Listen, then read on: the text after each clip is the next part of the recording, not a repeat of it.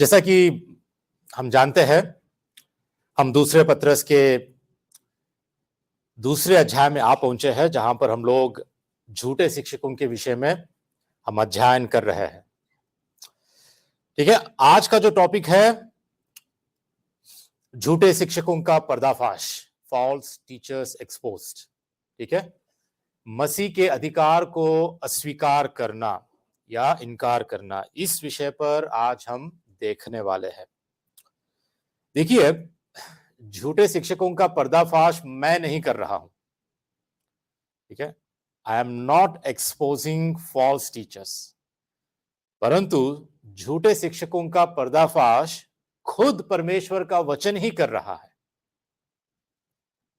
और आज चिंता की बात यह है कि कई मसीहों को वचन पता नहीं है, इसीलिए वो झूठे शिक्षकों को पहचान नहीं पा रहे हैं। जो वचन को जानता है, जो वचन का अध्ययन करता है, जो वचन को सटीक और सही रीति से समझ पाता है, वचन में क्या कहता है परमेश्वर, इस झूठे शिक्षकों के बारे में जो जानता है, जानने की कोशिश करता है, वही धोखे से बचता है, वही भ्रम से बचता है। लेकिन आज दुख की बात यह है कि कई सारे मसीही, कई सारे विश्वासी जानते नहीं है वचन को, पढ़ते नहीं है वचन को, वचन का अध्ययन नहीं करते हैं, वचन की सही शिक्षा को लेते नहीं है, सही शिक्षकों के पास शिक्षा को पाते नहीं है। ठीक है, इसीलिए प्रभु यीशु मसीह ने भी ये बात स्पष्ट रूप से कह दी थी कि अंत के दिनों में क्या होगा। अंत के दिनों में और भी अधिक से अधिक धोखा, भ्रम, डिसेप्शन बढ़ जाएगा, बढ़ जाएगा। इतना धोखा, इतना भ्रम, इतना डिसेप्शन बढ़ जाएगा कि यदि हम परमेश्वर के वचन को ना जाने, जो अपने आप को कई वर्षों से मसीही कहते हैं, एक ईसाई के रूप में अपने आप को, एक विश्वासी के रूप में अपने आप को जो पहचान बनाते हैं, सोचते हैं कि मैं सालों से, वर्षों से मैं प्रभु को जानता हूं, प्रभु के वचन को जानता हूं, मैंने सुना है, मैं चर्च आता हूं या आती हूं, या मैं भक्ति में आज तक बनी हूं, मैं सब कुछ जानता हूं। अगर ऐसा भी हम सोचते हैं तो ये काफी नहीं है, ये काफी नहीं है हम भ्रम से और धोखे से बचने के लिए। मैं कह रहा हूं, आज हमारे बीच जब से ये सोशल मीडिया का एक्सप्लोजन हुआ है, ये सोशल मीडिया के चलते इसके द्वारा जो प्रचारक उठ खड़े हुए हैं, आज मसीह जगत की हालात बहुत बहुत खराब है इन झूठे शिक्षकों के कारण, बहुत ही खराब है। हो सकता है कि इन झूठे शिक्षकों का पर्दाफाश इस युग में ना हो, लेकिन एक बात सच है, एक बात सच है कि जब न्याय का दिन आएगा तो ये बचेंगे नहीं, ये बचेंगे नहीं।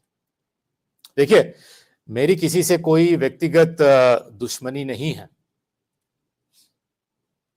मेरी किसी से किसी निजी दुश्मनी नहीं है। मैं तो सिर्फ यहां पर एक पोस्टमैन का काम कर रहा हूं। मैं सिर्फ यहां पर चिट्ठी पहुंचाने, डाकिया का काम कर रहा हूं। मैं, परमेश्वर का वचन है जो हमें चेतावनी देता है, हमें चिताता है, हमें उत्साहित करता है कि हम जाने, हम झूठे शिक्षकों को जाने, झूठी शिक्षा क्या होती है हम उसको जाने। हो सकता है कि आज के इस संदेश को सुनकर कई सारे लोग, कई सारे प्रचारक मेरे विरोधी बन जाए, मुझे ऑनलाइन हो सकता है कि ट्रोलिंग करे, ठीक है। लेकिन जिसके सुनने के कान है वो सुने कि परमेश्वर का आत्मा क्या कह रहा है, परमेश्वर का वचन क्या कह रहा है। जिसके कान है वो सुने, सच को सुने और धोखा और विनाश से बचे। पता है आपको, आज झूठे शिक्षक कलीसियाओं के बीच, विश्वासियों के बीच उनको क्या सिखा रहे हैं? दुख की बात यह है कि वे परमेश्वर के प्रकट वचन के बजाय अपने खुद के अनुभव के बारे में ज्यादा प्रचार करते हैं। उनका खुद का अनुभव परमेश्वर के वचन से ज्यादा मायने रखता है। वे परमेश्वर के वचन की सच्चाई के बजाय भावनाओं के बारे में ज्यादा प्रचार करते हैं।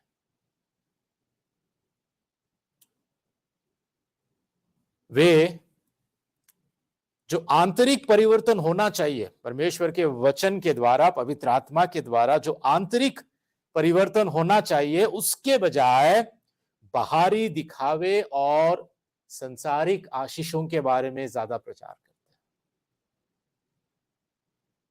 और इतना ही नहीं, वे परमेश्वर के वचन के प्रति वफादार होने के बजाय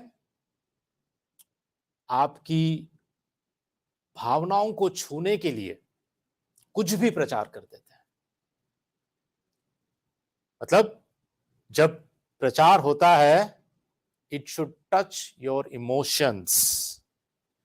इतना आपको, आपकी भावनाओं को छूने की कोशिश करते हैं कि आपके इमोशंस उमड़ आ जाए,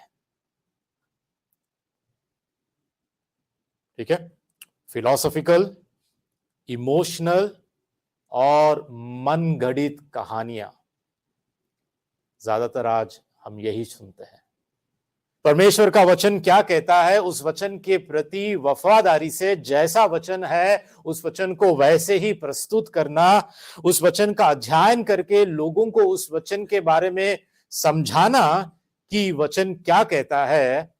इस वचन को, इस बातों को छोड़कर वो खुद अपने ही सोच और विचारों को, अपने मन गढ़ित कहानियों को सुनाते हैं, और ऐसा सुनाते हैं ताकि हमारी भावनाओं को छू ले।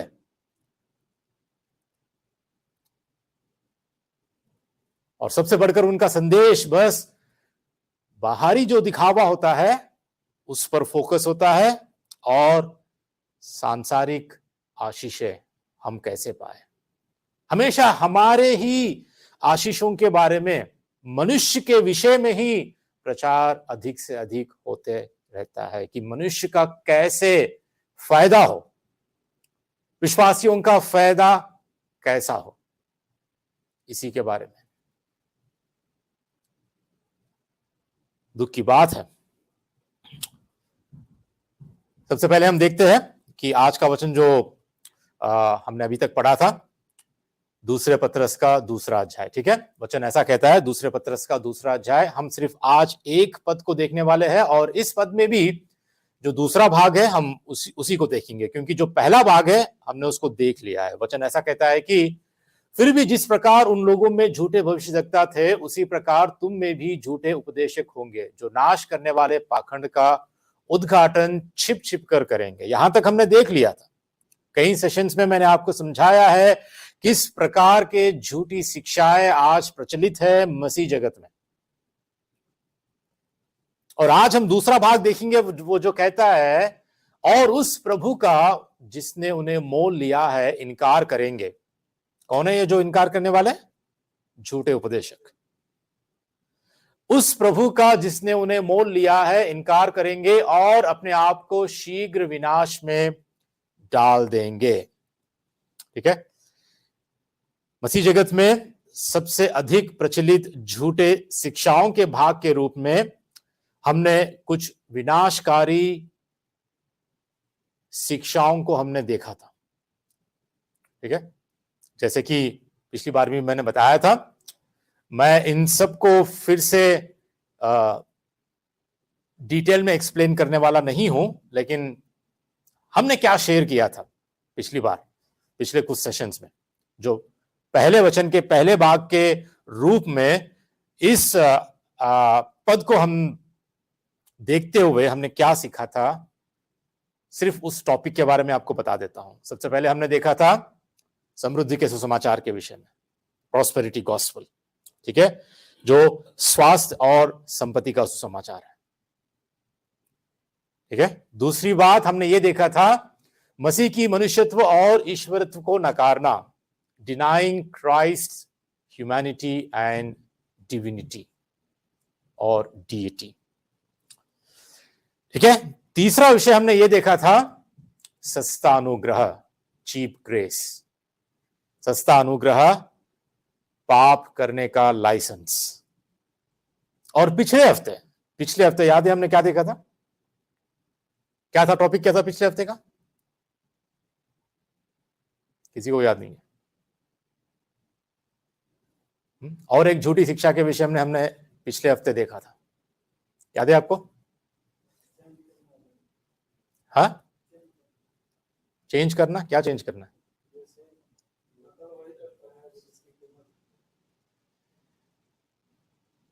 हमने पिछले हफ्ते देखा था कि क्या विश्वासी छोटे ईश्वर है, आर बिलीवर्स लिटिल गॉड्स।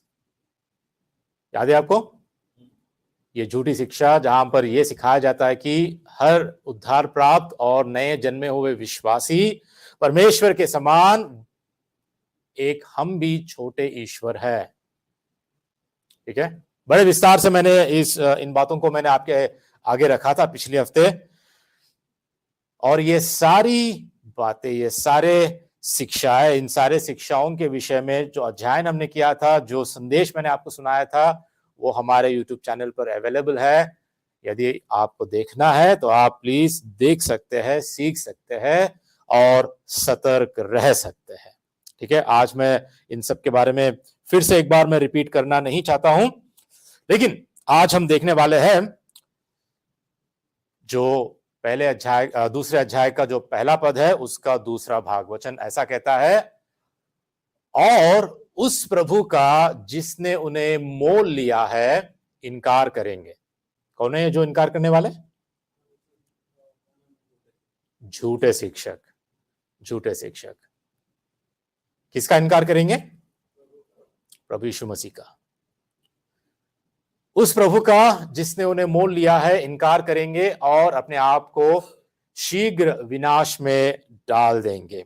हम आगे बढ़ने से पहले, ये जो झूठे शिक्षकों का पाप है ये कितना गंभीर है। ये जो शिक्षा देते हैं, झूठी शिक्षा देते हुए लोगों को भरमाते हैं, धोखा देते हैं, इनका पाप कितना गंभीर है, इनके बारे में जॉन मैकार्थर क्या कहते हैं, प्रश्नों के माध्यम से वो क्या हमारे आगे इनके पापों को, इनके ये झूठे शिक्षक जो इनका पाप इतना गंभीर है उसके विषय में जॉन मैकार्थर क्या कहते हैं, कुछ बातों को आपके आगे मैं रखना चाहता हूं। ये प्रश्नों के रूप में है, जैसा कि वो कहते हैं, क्या परमेश्वर के वचन की सच्चाई को झूठा साबित करने से ज्यादा गंभीर कोई अपराध है? परमेश्वर के सच्चे वचन को झूठा साबित करने से ज्यादा कोई गंभीर अपराध है? दूसरा प्रश्न, क्या परमेश्वर, मसीह, पवित्र आत्मा या पवित्र शास्त्र के अर्थ के बारे में झूठ बोलने से भी ज्यादा बुरा कुछ है? सोचिए एक बार, क्या इससे भी बुरा कुछ हो सकता है? क्या शैतान के झूठ को परमेश्वर के सत्य के रूप में सिखाने से भी ज्यादा गंभीर कोई अपराध है? शैतान के झूठ को परमेश्वर के सत्य के रूप में सिखाने इससे भी क्या ज्यादा गंभीर कोई अपराध है? चौथी बात यह कहते हैं कि क्या यह कहने से भी ज्यादा पाखंड हो सकता है कि आप आत्माओं के उद्धार के लिए परमेश्वर की ओर से बोलते हैं, जबकि वास्तव में आप आत्माओं के विनाश के लिए शैतान की ओर से बोलते हैं?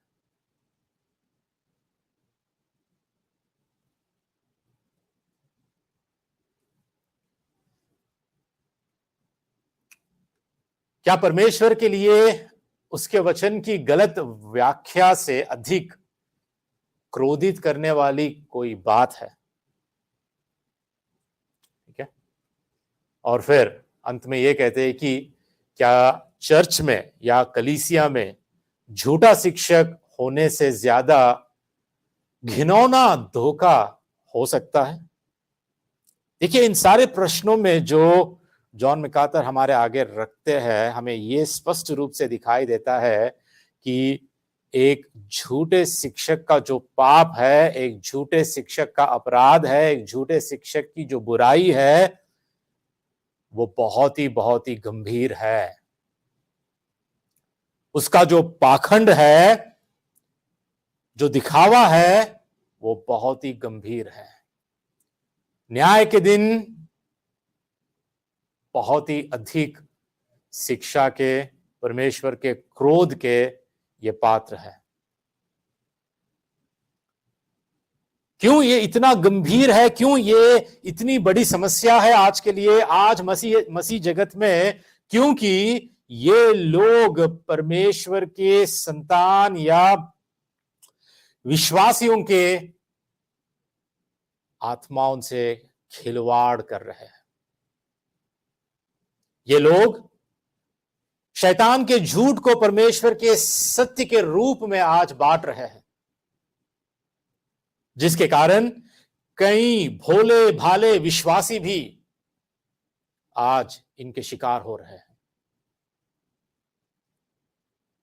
ये मनुष्य के उद्धार से संबंधित भी प्रश्न बन जाता है। मनुष्यों के आत्माओं के उद्धार के विषय में भी ये लोग इनको भ्रमित करके सच्चे सुसमाचार का प्रचार नहीं करते हुए झूठे और अबाइबिलीय, अनबिब्लिकल सुसमाचार का प्रचार कर रहे हैं। इसीलिए कह रहा हूं ना, इनका पाप, इनका जो अपराध है वो बहुत ही गंभीर है, बहुत ही बड़ा है, बहुत ही बुरा है, बहुत ही घिनौना है। इससे भी ज्यादा घिनौना धोखा शायद कुछ नहीं हो सकता है। आप पैसे के बारे में या और किसी भी बारे में धोखा किसी को कोई देता है तो वो संसारिक या इस संसार की सीमा में ही होता है। कोई अपने रिश्तों में भी किसी को धोखा देता है, वो यहीं पर इस संसार की सीमा में ही होता है। लेकिन ये जो धोखा है, ये जो घिनौना काम ये लोग करते हैं, झूठे शिक्षक, पता है, ये अनंत काल तक भी इसके परिणाम हम देखते हैं। अनंत काल तक भी इसका अंजाम हम देखते हैं। और इसीलिए ये कोई छोटी बात नहीं है। इसीलिए आज बाइबल में यीशु मसीह के द्वारा और यीशु मसीह के चेलों के द्वारा, प्रेरितों के द्वारा कई बार हमको चेतावनी दी गई है, कई बार हमको सिखाया गया है। यदि आप बाइबल का अध्ययन करोगे, बाइबल आप स्पष्ट रीति से, सटीक रीति से अगर आप पढ़ोगे तो आपको दिखाई देगा कि कितने बार प्रभु यीशु मसीह से लेकर प्रेरितों ने चेतावनी दी है, लोगों को बताया है। ठीक है, देखिए, बाइबल में झूठे शिक्षकों के कई चिन्ह उपलब्ध है। बाइबल हमको बताती है कि झूठे शिक्षक कैसे होते हैं, उनको कैसे हम पहचान सकते हैं। इसका उल्लेख कई बार किया गया है, पुराने नियम में भी है और नए नियम में भी है। ठीक है, यीशु ने खुद मत्ती रचित सुसमाचार में, मत्ती के 7वें अध्याय में इन बातों को बोला है, इन बातों को हमारे आगे रखा है। एक बार देख लेते हैं। मत्ती के 7 का 15 से 16 ऐसा कहता है वचन, झूठे भविष्यद्वक्ताओं से सावधान रहो, जो भेड़ों के वेश में तुम्हारे पास आते हैं, परंतु अंतर में फाड़ने वाले भेड़िए हैं। उनके फलों से तुम उन्हें पहचान लोगे। कैसे पहचानेंगे? उनका चिन्ह क्या है? फल। उनके फलों से हम उनको पहचानेंगे।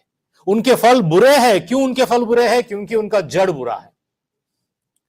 यदि अगर जड़ अच्छा होता है, भला होता है, ठीक होता है, तो उनके फल भी अच्छे फल होते थे।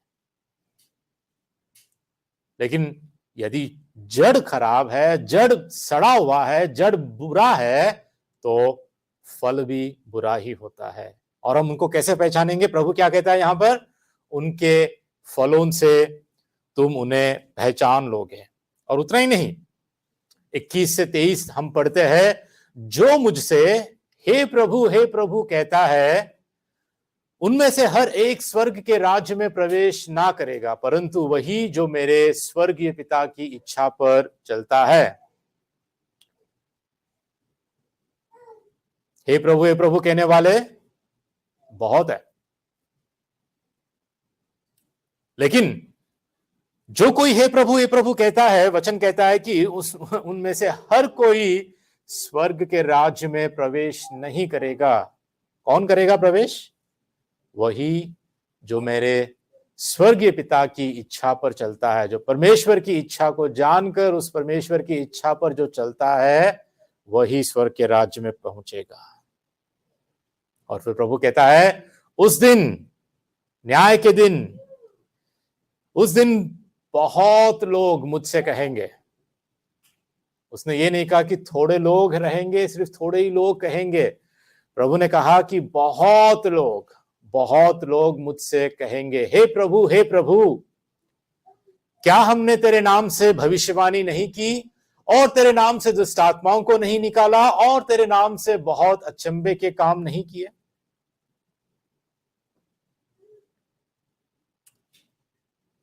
तब मैं उनसे पुकार कर या खुलकर कह दूंगा, मैंने तुमको कभी नहीं जाना। हे कुकर्म करने वालों, मेरे पास से चले जाओ।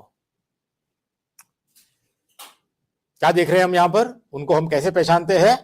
हम उनके फलों के द्वारा उनको हम पहचानते हैं। और दूसरी बात, ये केवल हे प्रभु कहने वाले हैं, परमेश्वर की इच्छा पर ये चलने वाले नहीं हैं। ठीक है, और न्याय के दिन ये लोग कहेंगे कि प्रभु, हमने तेरे नाम से भविष्यवाणी की है, हमने तेरे नाम से दुष्ट आत्माओं को निकाला है, हम तेरे नाम से चिन्ह और चमत्कारों को किया है, कई अद्भुत और अचंभे कामों को हमने किया है, तेरे ही नाम से किया है पिता, तेरे ही नाम से किया है प्रभु। लेकिन प्रभु जी क्या कहेंगे? कुकर्म करने वालों, मैं तो तुमको जानता भी नहीं, मैंने कभी नहीं जाना तुमको, या तुमने मुझे कभी नहीं जाना। हो सकता है कि तुम दावा करोगे, हो सकता है कि तुम ये घोषित करोगे कि मैं प्रभु को जानता हूं, मैं यीशु मेरा उद्धार करता है, मैं प्रभु को जानता हूं, मैंने उसको स्वीकार कर लिया है, मैंने उस पर विश्वास कर लिया है, आज मैं मसीह हूं। और क्यों? क्योंकि मैं मसीह लोगों के बीच में रहता हूं, या मैं मसीह परिवार में पैदा हुआ हूं, या मैं मसीह की सेविकाई करता हूं, मसीह के नाम से मैं मसीह का प्रचार करता हूं, या मसीह के नाम से मैं भविष्यवाणी करता हूं, या मसीह के नाम से मैं दुष्ट आत्माओं को भी निकालता हूं, और बहुत अचंभे काम भी मैं करता हूं। पता है, ये कोई भी बात, ये कोई भी काम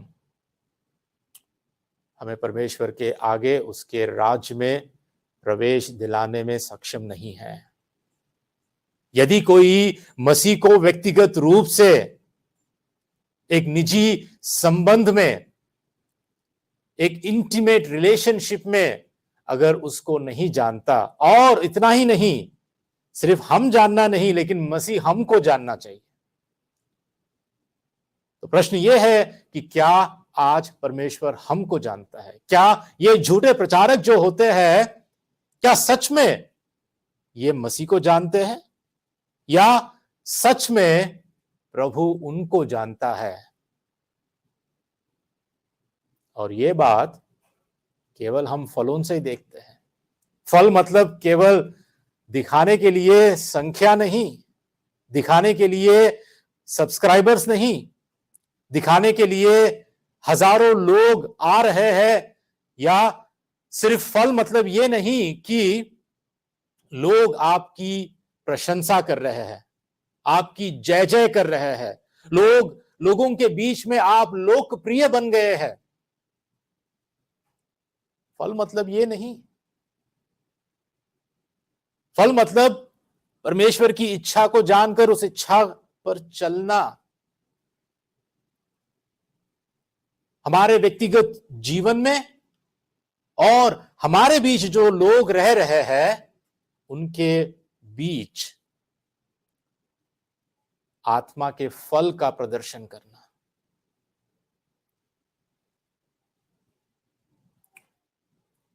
प्रभु यीशु मसीह के अधीनता में जीवन जीना, ठीक है, उसको समर्पित कर कर हमारा जीवन अपने व्यक्तिगत, अपने निजी जीवन में इसको दिखाना, ठीक है। तो ये हमारे लिए बहुत बहुत जरूरी है। देखिए, जिस तरह यीशु मसीह ने इन बातों को कहा, उसी तरह बाइबल में झूठे शिक्षकों के बारे में और भी कई चेतावनी और चिन्ह हमें दी गई है, ठीक है। और आज के दिन हम उसमें से एक बात को हम देखने वाले हैं जो आज के वचन में मैं आपके आगे रखना चाहता हूं। जो आज का वचन था दूसरे पत्रस के इसी अध्याय के दूसरे अध्याय में जो हम अभी तक पढ़ा था, वो है उस प्रभु का जिसने उन्हें मोल लिया है इनकार करेंगे और अपने आप को शीघ्र विनाश में डाल देंगे। क्या कर रहे हैं यहां पर ये झूठे शिक्षक? क्या कर रहे हैं? प्रभु का जिसने उन्हें मोल लिया है ये इनकार कर रहे हैं, ठीक है। बात आपको समझ में आ रही है? उस प्रभु का जिसने उन्हें मोल लिया है इनकार करेंगे और अपने आप को शीघ्र विनाश में डाल देंगे। सोच के देखिए कि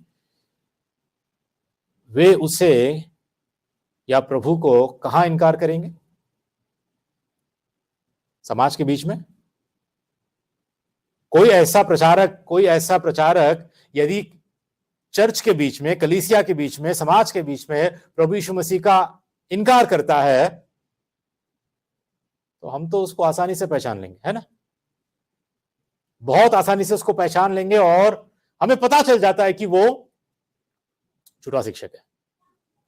यदि कोई प्रभु यीशु मसीह का इनकार करता है खुलेआम समाज के बीच में, कलीसिया के बीच में, लोगों के बीच में, तो बिना कोई शक के हर कोई उसको पहचान लेता है। लेकिन बात ये यहां पर ये नहीं है।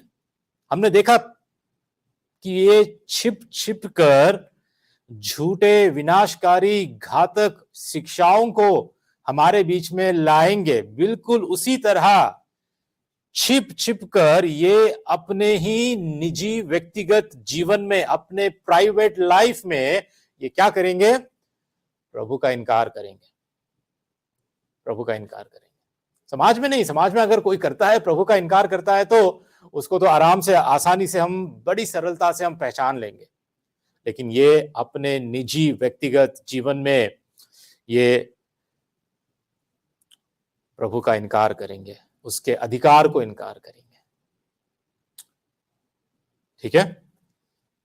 वे उसे अपने निजी जीवन में, अपने जीवन के प्रभु के रूप में अस्वीकार करेंगे। वे यीशु को अपना उद्धारकर्ता तो मानेंगे, ठीक है, यीशु को अपना उद्धारकर्ता मानेंगे, लेकिन उसे अपने जीवन के प्रभु के रूप में स्वीकार नहीं करेंगे।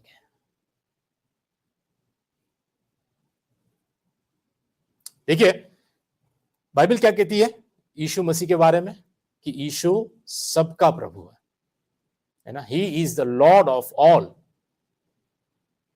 वो सबका प्रभु है। और बाइबल का आदेश ये नहीं है कि हम मसीह को प्रभु बनाएं, ठीक है, बाइबल का आदेश ये नहीं है कि हम यीशु मसीह को प्रभु बनाए, यीशु मसीह को अपना स्वामी बनाए, बल्कि बाइबल ये कहती है कि हमें उसकी प्रभुता के सामने झुकना है। यीशु मसीह ऑलरेडी प्रभु है, चाहे आप विश्वास करो या ना करो, चाहे आप यीशु मसीह को अपना जीवन अर्पित करो, यीशु मसीह को प्रभु जैसा आप जीवन में ग्रहण करो या ना करो, बाइबल यह सिखाती है कि यीशु मसीह प्रभु है। ही इज द लॉर्ड, वो उद्धार करता है और प्रभु है। हम उसको प्रभु नहीं बना सकते हैं, पिता ने उसको प्रभु बनाया है ऑलरेडी, ठीक है, लेकिन हम क्या करते हैं, हम उसकी प्रभुता के आगे, उसके प्रभुता के सामने हम झुकते हैं। इस प्रभु को, इस मसीह को, हम इस उद्धारकर्ता को हमारे जीवन में स्वामी की तरह, हमारे प्रभु की तरह, जो हमारे जीवन में शासन करता है, जो हमारे जीवन में प्रभुता करता है, उसकी प्रभुता और उसके शासन को हम स्वीकार करते हैं। ये एक सच्चे उद्धार प्राप्त विश्वासी का चिन्ह है, लक्षण है। लेकिन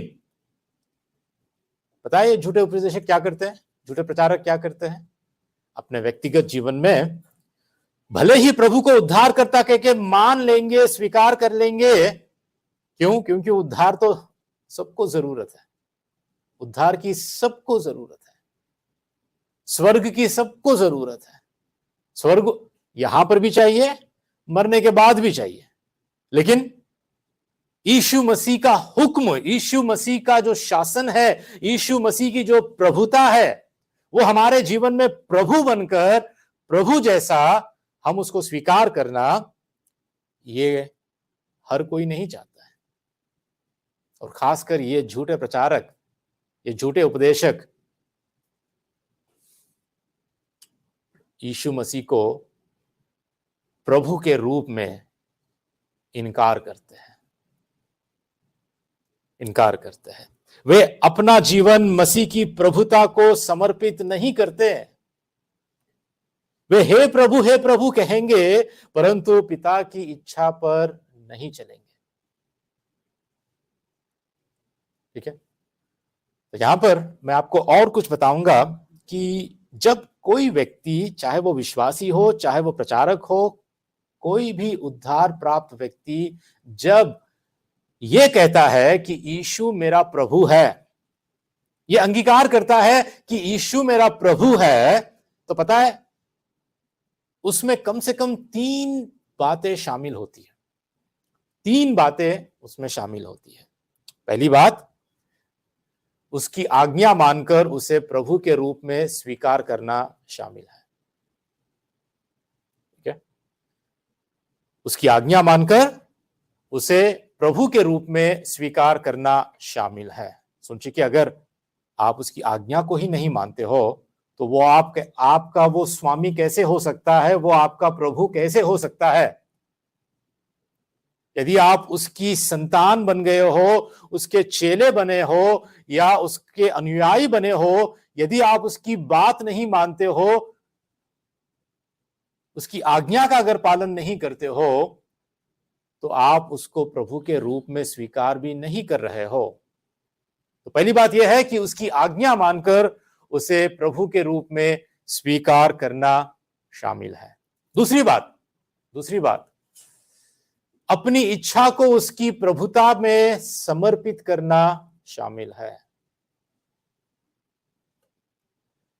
अपनी इच्छा को उसकी प्रभुता में समर्पित करना शामिल है। मतलब जो कोई ये कहता है यीशु मेरा प्रभु है, वो अपनी इच्छा के अनुसार अपना जीवन नहीं जीता है, वो अपनी इच्छा को क्या करता है, प्रभु की प्रभुता में, उसके हुक्म में, उसकी शासन में वो समर्पित कर देता है। तभी तो हम कह सकते हैं कि प्रभु मेरा स्वामी है, यीशु मेरा प्रभु है। तब तक हम नहीं कह पाएंगे। हम बॉस किसको कहते हैं, मालिक किसको कहते हैं? उसी को कह सकते हैं जिसकी हम बात मानते हैं, है ना? उसी को हम मालिक कहते हैं, उसी को बॉस कहते हैं, उसी को हम स्वामी कहते हैं, उसी को हम प्रभु कहते हैं, जिसकी आज्ञा हम मानते हैं। हमारी मनमानी अगर हम करते हैं तो क्या हम कभी उसकी प्रभुता के नीचे हम रह पाएंगे? हम नहीं है।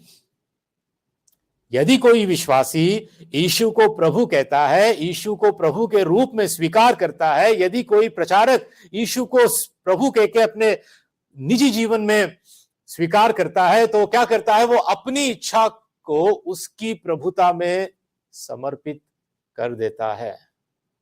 अपनी इच्छा के अनुसार वो जीवन नहीं जीता है। तीसरी बात, अपने शब्दों के साथ साथ, ठीक है, अपने शब्दों के साथ साथ ध्यान दीजिए, अपने कार्यों से भी उसकी प्रभुता की पुष्टि करना शामिल है। वो केवल हे प्रभु नहीं कहेगा, ठीक है? उसके जीवन में उसके कार्य, उसके जीवन में उसके फल ये प्रदर्शित करते हैं, ये प्रमाण देते हैं कि यीशु ही उसका प्रभु है। वो उसकी प्रभुता की पुष्टि करता है अपने जीवन, अपने बातों से, अपने शब्दों से ही नहीं, परंतु अपने कार्यों से भी, अपने कार्यों से भी। इसलिए बाइबल ये कहती है तीतुस के 1:16 में, किसके बारे में बताइए? झूठे विश्वासी, झूठे प्रचारकों के बारे में। वे कहते हैं कि हम परमेश्वर को जानते हैं, पर अपने कामों से उसका इनकार करते हैं। इसलिए केवल बातों से नहीं, बात करना बड़ा आसान है। यहां पर मैं खड़े होकर प्रचार करना, ये सारी बातें कहना मेरे लिए भी आसान है, लेकिन जो वचन आज मैं प्रचार कर रहा हूं, उस वचन पर मैं भी खड़ा हूं और वो वचन मेरे लिए भी एक दिन न्याय करेगा। और इसीलिए यहां पर बड़े डर से, बड़े कांपते हुए जो बातें मैं कहता हूं, वो पहले मेरे जीवन में लागू होती है या नहीं है, मैं अपने आप को परखता हूं। क्योंकि ये सब बातें मैं झूठे प्रचारकों के बारे में अगर प्रचार कर कर मैं खुद झूठा निकला, न्याय के दिन सोचिए कि अगर मैं खुद झूठा निकला परमेश्वर के आगे, अगर परमेश्वर मुझे झूठा साबित किया, तो मेरा भी ठिकाना क्या है? सुनने वाले, सुनाने वाले दोनों धोखा खा रहे हैं। लेकिन आज बड़े दुख की बात है कि मसीह जगत में ऐसे विनाशकारी, ऐसे घातक शिक्षाओं को लेकर कई लोग उठ खड़े हुए हैं। कई लोग परमेश्वर के वचन का गलत उपयोग करते हुए उसका फायदा उठा रहे हैं अपने ही स्वार्थ के लिए, अपने ही स्वार्थ के लिए। वे कहते हैं, कहने के लिए आसान है, बोलने के लिए, कहने के लिए, प्रार्थनाएं करने, प्रचार करने, ये सब कुछ आसान है, लेकिन वे अपने कर्मों से उसका इनकार करते हैं। उनके खुद के व्यक्तिगत निजी जीवन में, जब उनके परिवार में हो, अपने खुद के व्यक्तिगत जीवन में जब हम देखते हैं कि उनका जीवन कैसा है, तो हम उनके कामों से ये देखते हैं कि वो परमेश्वर का इनकार करते हैं। ठीक है? इतना ही नहीं, देखिए एक बात ध्यान से सुनिए, इतना ही नहीं, अगर कोई प्रचारक यीशु मसीह जो कुछ आदेश दिया है वचन में, इसके हटकर, ठीक है, प्रभु यीशु मसीह ने जो कुछ अपने वचन में सिखाया है, इस वचन को छोड़ इस वचन में खुद के ही सोच और विचारों को अगर जोड़ देते हैं या पवित्र शास्त्र से कुछ हटाकर सिखाते हैं, तो वो क्या कर रहे हैं पता है? वो प्रभु का इनकार कर रहे हैं। वो सीधे सीधे यीशु मसीह की प्रभुता को इनकार कर रहे हैं। क्यों? क्योंकि प्रभु के आदेशों के, प्रभु के बातों के, प्रभु के आज्ञाओं के, प्रभु के सच्चे, सटीक और विश्वास योग्य वचन को अगर ये जैसा है वैसा नहीं साझा करते हैं, नहीं बताते हैं, उसमें खुद के अपने ही सोच और विचारों को मिलाकर मन गढ़ित कहानियां सुनाते हैं, चाहे वो फिलॉसफिकल हो या इमोशनल हो या और किसी भी रीति से, तो पता है वो सीधे सीधे प्रभु का ही इनकार कर रहे हो। क्योंकि उसके वचन का इनकार करना, उसके वचन में मिलावट करना, उसके वचन में हमारे ही सोचों को मिलाकर बताना या घटाकर बताना, ये क्या है? ये प्रभु का ही इनकार कर रहे हैं। आजकल देखिए कितने ऐसे प्रचारक हैं। यदि आप वचन को नहीं जानते तो आप भी धोखा खा सकते हैं। वचन का अध्ययन सही रीति से अगर आप नहीं कर रहे हो, वचन की गहराई को आप नहीं जान रहे हो, वचन को उस संदर्भ में जो जिस रीति से हमें पढ़ना चाहिए, समझना चाहिए, यदि हम नहीं पढ़ पा रहे हैं, सीख नहीं पा रहे हैं, तो आज हम धोखा खा सकते हैं।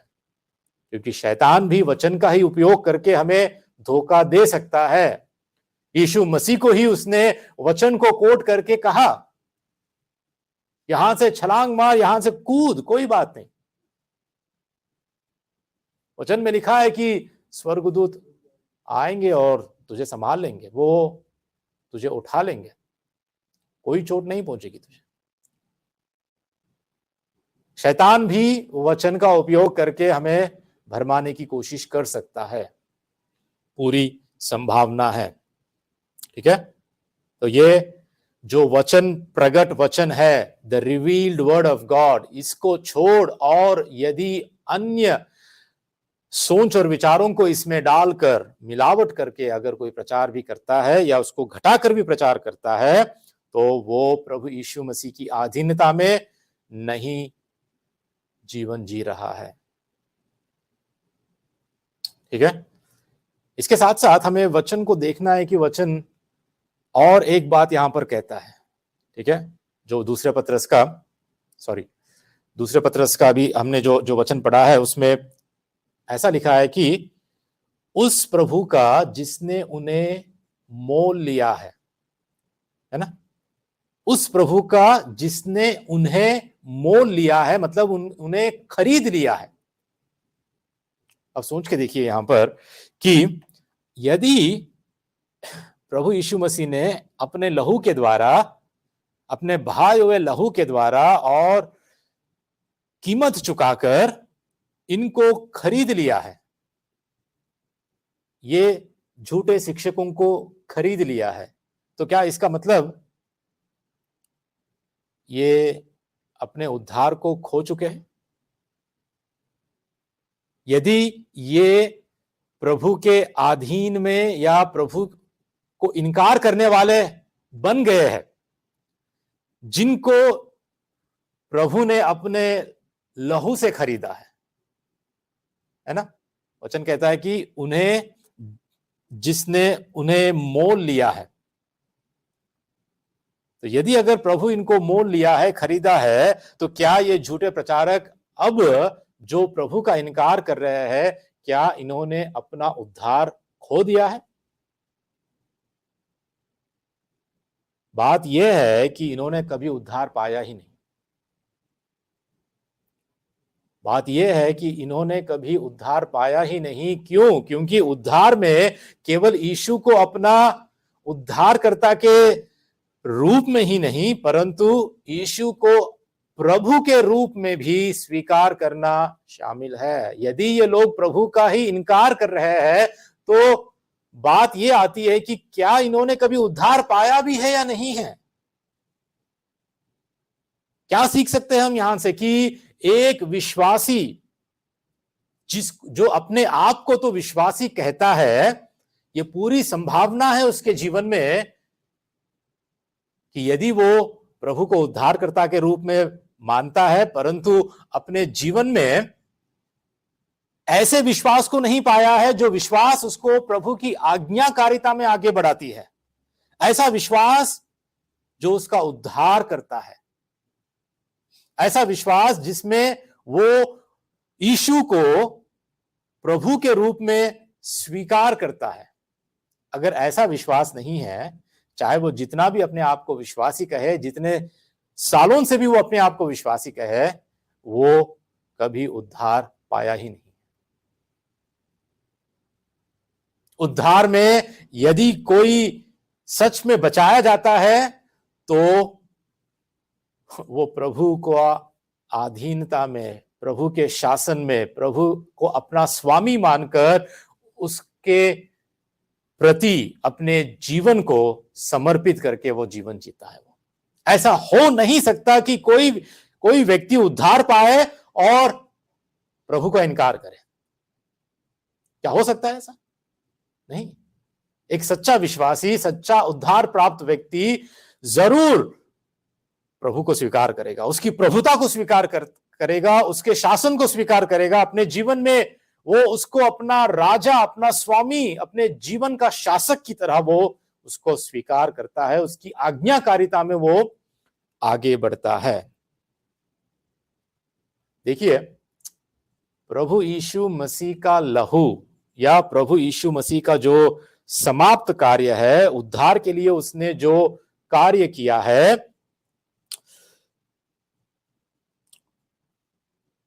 वो सभी लोगों के लिए उपलब्ध है। सभी मनुष्यों के लिए उद्धार उपलब्ध है।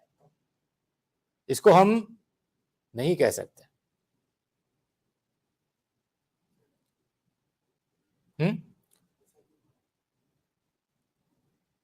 क्या ये बात सच है कि इसको हम इनकार कर सकते हैं? नहीं, हम इसको इनकार नहीं कर सकते। यीशु मसीह सभी मनुष्यों के लिए उद्धार उपलब्ध किया है, यह बात सच है। ठीक है, परंतु मसीह की मृत्यु सभी के लिए हम जानते हैं पर्याप्त है, वो काफी है।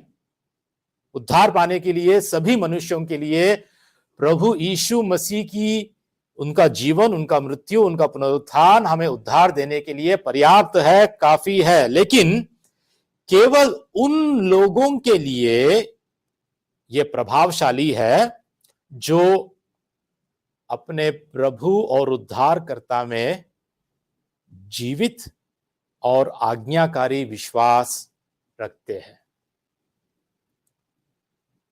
उद्धार उनके लिए ही प्रभावशाली होता है। यीशु मसीह की मृत्यु, यीशु मसीह का उद्धार उन्हीं के लिए प्रभावशाली है। वही लोग पाते हैं जो उस पर विश्वास करते हैं। ऐसा विश्वास जिसमें जो आज्ञाकारिता को उत्पन्न करता है। उद्धार सबके लिए उपलब्ध है।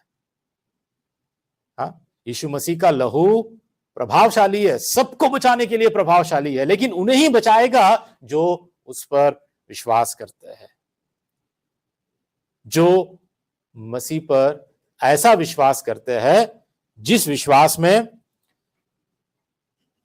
जीवन है और आज्ञाकारिता है।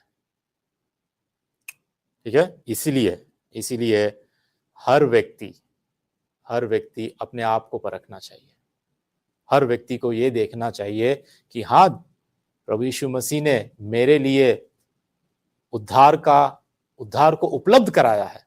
प्रभु यीशु मसीह की मृत्यु के द्वारा मैं उद्धार तो पा सकता हूं, लेकिन जब तक मैं विश्वास नहीं करूंगा, जब तक खुद मैं विश्वास नहीं करूंगा, जब तक मैं खुद मन नहीं फिराऊंगा, जब तक मैं प्रभु को, यीशु को प्रभु कहकर ग्रहण नहीं करूंगा, तब तक वह मेरे जीवन में प्रभावशाली नहीं रहेगा, नहीं रहेगा।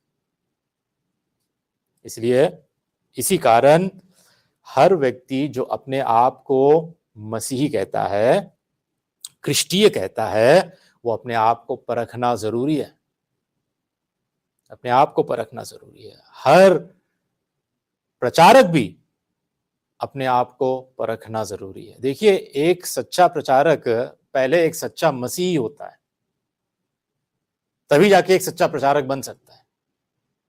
और एक झूठा प्रचारक, अगर वो झूठा मसीही है, वो सच में कभी उद्धार पाया ही नहीं, तो पूरी संभावना है कि वो झूठा प्रचारक बन सकता है। एक सच्चा मसीही, एक सच्चा विश्वासी, एक उद्धार प्राप्त सच्चा विश्वासी कभी एक झूठा प्रचारक नहीं बन सकता। अगर वो झूठ, परमेश्वर के वचन के विरोध में भी अगर वो कोई प्रचार भी करता है, तो परमेश्वर का आत्मा उसको सुधारता है, परमेश्वर उसको अनुशासित करता है, परमेश्वर उसको सिखाता है। इसलिए हमारे अंदर क्या ऐसा विश्वास है जो परमेश्वर के प्रति आज्ञाकारिता को उत्पन्न करता है? क्या हम आज के दिन, एक बड़ा महत्वपूर्ण प्रश्न, क्या आज हम यीशु को अपने प्रभु के रूप में स्वीकार किए हैं या नहीं? Is Jesus your Lord? क्या यीशु आपका प्रभु है? क्या यीशु मेरा प्रभु है? यह प्रश्न हम सबके लिए आज एक चुनौती है कि हम अपने आप को परख ले, अपने आप को देख ले, जान ले कि क्या यीशु हमारा प्रभु है। उसकी प्रभुता में, उसके शासन में क्या हम जीवन जी रहे हैं? क्या वो हमारे जीवन का स्वामी है? यदि नहीं है तो आज बड़े दुख की बात है, और हमारे लिए एक अवसर की बात भी है कि प्रभु आज हमको अवसर दे रहा है, प्रभु आज हमसे बातें कर रहा है, प्रभु हमको चेतावनी भी दे रहा है, ये परखने के लिए कि क्या यीशु मेरा प्रभु है। ठीक है, मैं यहीं पर समाप्त करना चाहता हूं, लेकिन एक बात कहना चाहता हूं।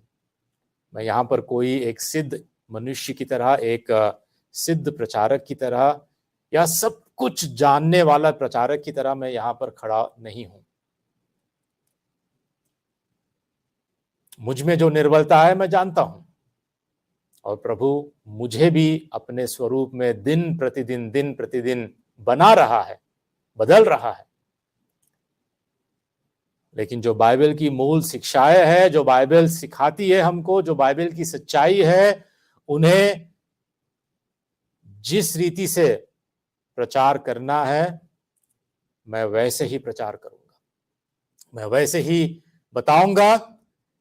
मनुष्यों को, इंसानों को खुश करने के लिए नहीं, संख्या को बढ़ाने के लिए नहीं, लेकिन परमेश्वर के वचन के प्रति वफादार रहने के लिए। तो इसलिए जितना हम लोग अपने व्यक्तिगत जीवन में सावधान रहते हैं, सतर्क रहते हैं, वैसे ही आत्मिक जीवन में भी हम सावधान रहे, सतर्क रहे, झूठी शिक्षाओं से बचे रहे। और यदि किसी दिन आपको ऐसा लगे कि मैं भी यहां से झूठा प्रचार कर रहा हूं, वचन के विरोध में बात कर रहा हूं, वचन में जो नहीं है उसका मैं प्रचार कर रहा हूं, तो कृपया मुझे भी आप सुधारिए, मुझसे बातें कीजिए, मुझे भी आप डांट कर सुधारने की कोशिश कीजिए। मैं स्वीकार करता हूं, कोई भी कोई भी ऐसी बात जो मैंने गलत कही है मैं स्वीकार करता हूं।